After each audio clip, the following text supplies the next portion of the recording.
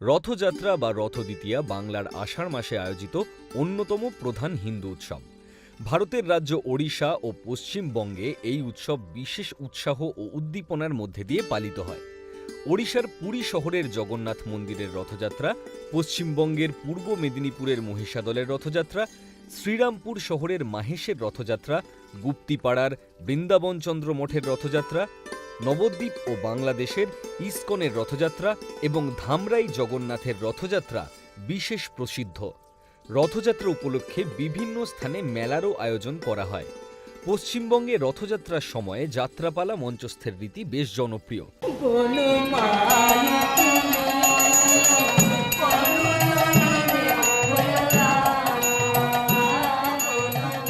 আজকে আমাদের আলোচ্য বিষয় হল পুরীর জগন্নাথ মন্দির এবং তার রথযাত্রা নিয়ে।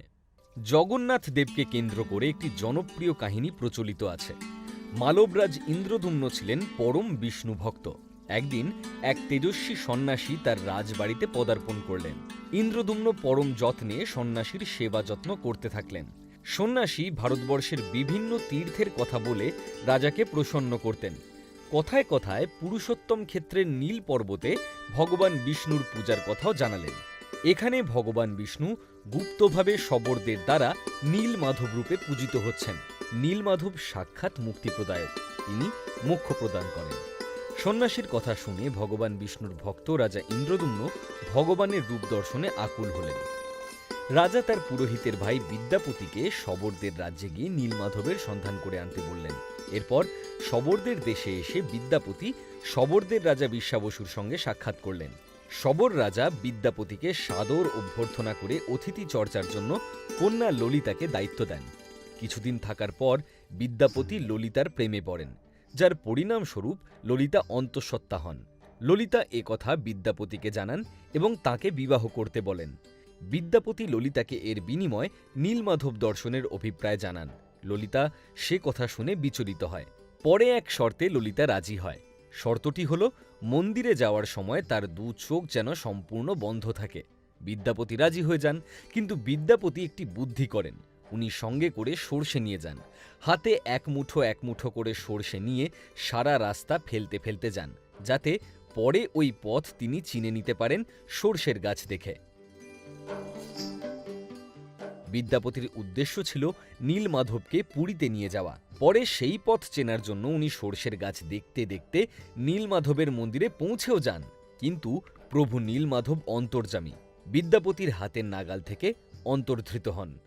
তারপর বিদ্যাপতি গিয়ে শবর রাজাকে সমস্তটা জানালেন।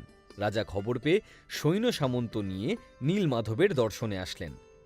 এদিকে ইন্দ্রদ্যুম্ন পুরুষোত্তম ক্ষেত্রে এসে নীলমাধব দর্শন করতে গেলে শুনলেন নীলমাধব অন্তর্ধৃত হয়েছেন।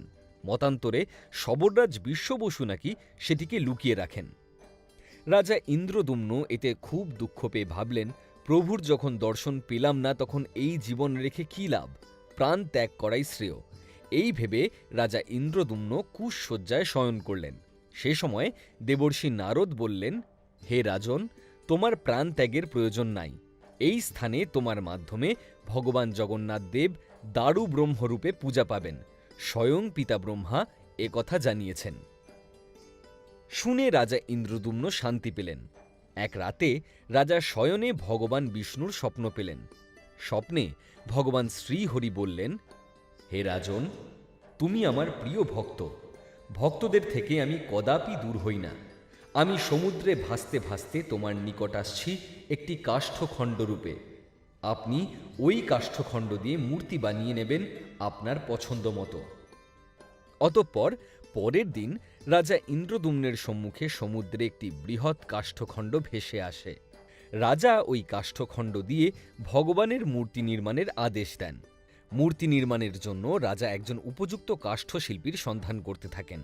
তখন এক রহস্যময় ব্রাহ্মণ বৃদ্ধ কাষ্ঠশিল্পী তার সম্মুখে উপস্থিত হন এবং তিনি বলেন যে এই কাষ্ঠ দ্বারা মূর্তি তৈরি করা সম্ভব। রাজা বৃদ্ধের কথায় সায় দিলে মূর্তি নির্মাণের জন্য বৃদ্ধ কয়েকটি দিন সময় চেয়ে নেন। সেই কাষ্ঠশিল্পী রাজাকে শর্ত দেন যে একটি বদ্ধ ঘরে মূর্তি নির্মাণ করবেন এবং যতদিন না মূর্তি নির্মাণ হয় কেউ মূর্তি দেখতে পাবেন না। যদি কেউ তার কাজে বিঘ্ন ঘটায় তাহলে মূর্তির কাজ অসম্পূর্ণ থাকবে।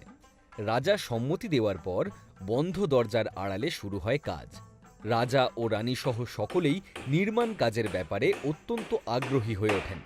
প্রতিদিন তারা বন্ধ দরজার কাছে যেতেন এবং শুনতে পেতেন ভিতর থেকে খোদাইয়ের আওয়াজ ভেসে আসছে। 9 দিন বা মতান্তরে 14 দিন বাদে যখন রাজা বাইরে দাঁড়িয়েছিলেন, এমন সময় আওয়াজ বন্ধ হয়ে যায়।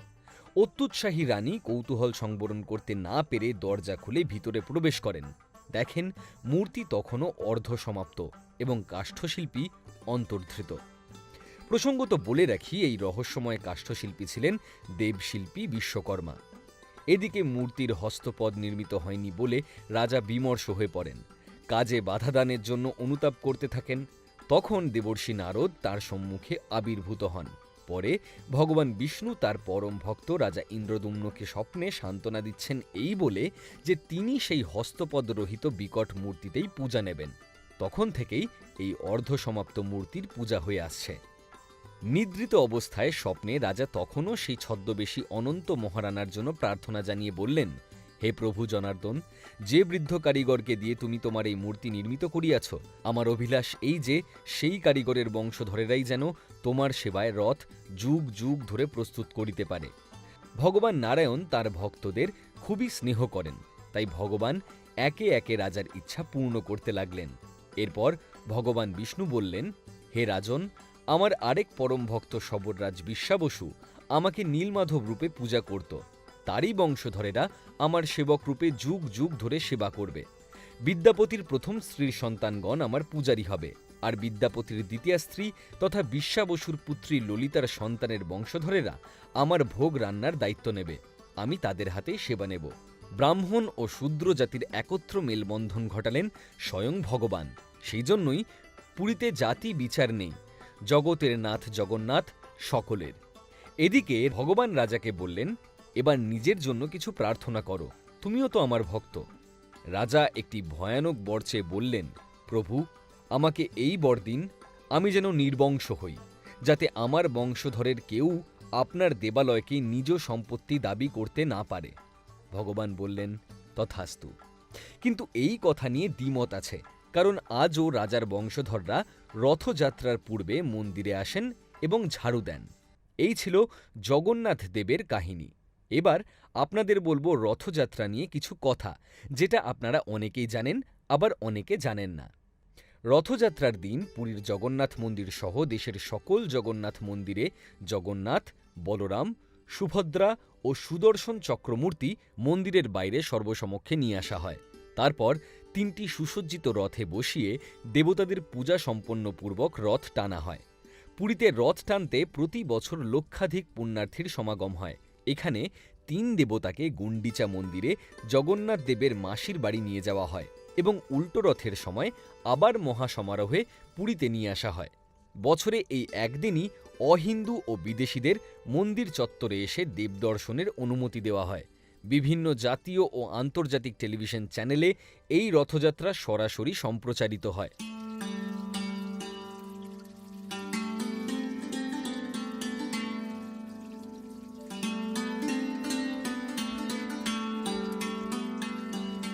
কয়েকটি গুরুত্বপূর্ণ তথ্য জানিয়ে রাখি। 1.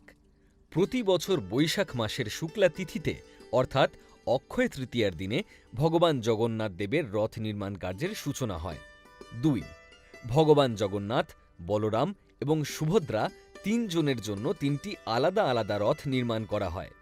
জগন্নাথ দেবের রথটি সবচেয়ে বড়, 13.5 মিটার।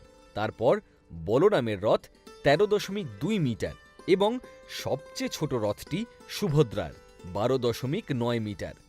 জগন্নাথ দেবের রথে মোট 16টি চাকা থাকে, বলরামের রথে 14টি চাকা থাকে এবং সুভদ্রার রথে 12টি চাকা থাকে। প্রতি বছর মে বা জুন মাসে পূর্ণিমাতে স্নানযাত্রা দিয়ে রথযাত্রার বিধি শুরু হয়। প্রতি বছর পুরীর রাজা সোনার ঝাড়ু নিয়ে রাস্তা পরিষ্কার করেন। চৈতন্যদেব নিজে জগন্নাথ দেবের রথযাত্রায় সামিল হয়েছিলেন এবং কথিত আছে যে তিনি পুরীর মন্দিরেই অন্তর্ধৃত হয়েছিলেন। রথযাত্রা সবার ভালো কাটুক, এই ভাবনা নিয়েই আজ শেষ করছি। আগামী পর্বে আবার একটি নতুন তথ্য আপনাদের সঙ্গে শেয়ার করব। ভালো থাকবেন। নমস্কার।